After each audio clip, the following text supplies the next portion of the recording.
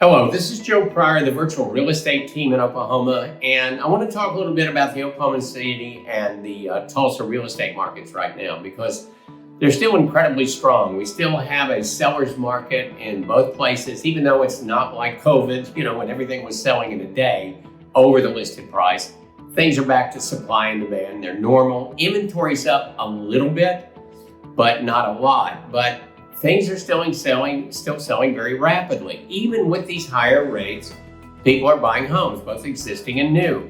And so, it's people are calling me or they're emailing us and they're saying, I want to buy foreclosures. Sorry, we can't find those for you. I want to buy something where I get, $50,000 to $60,000 worth of equity that I can pull out and buy another property. Doesn't exist. In fact, these are things that don't happen in a lot of places. In fact, most places in the United States right now. There's just too much equity. There's too much increase in price. Previous conversation I had about inflation, one of the biggest increases on the inflationary front in the last few months has been housing. It is still going up. And I saw a report the other day about, where's the best place in the United States to buy a $260,000 or less house. Now, some places you can't even find that. Well, guess what? Number one, $260,000 under market was Tulsa. Number 5 market was Oklahoma City. And this is one of the reasons right now my deals in Tulsa are really good, mainly because I've got some terrific pricing there on new construction.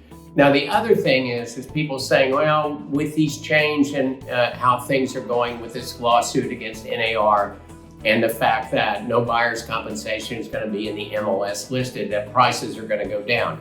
That's not the case. Supply and demand is going to do everything here. It is not going to affect pricing at all. And in new construction, which is the bulk of what we do, almost 100%, you are so far behind in new construction in the United States and every state of the union, they can't build enough.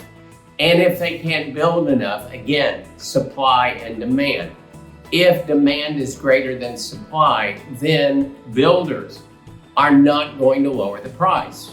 And I will tell you this, builders are still going to be paying realtors. In fact, it's a gold mine for them.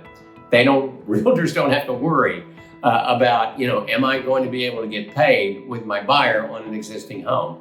They can take them to a new and they know they're going to get paid. I've talked to these builders about this. They understand that this is going to be greatly beneficial. So the markets are still strong economically.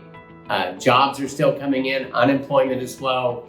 Housing prices are going up. Interest rates are not going down at this moment.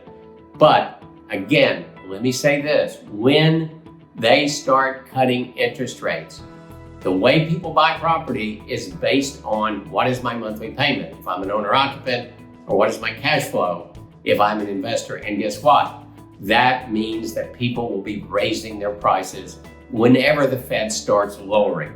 So my suggestion right now is prices are good. We're still one of the most affordable markets in the United States. Oklahoma City, the 4th most affordable for a metro area. So again, we're hot, we're above the radar now, we're getting nationwide coverage. I'd rather be below the radar, but we're not. And so housing is going to stay stable here. I don't expect it to go down. I expect the prices to still go up.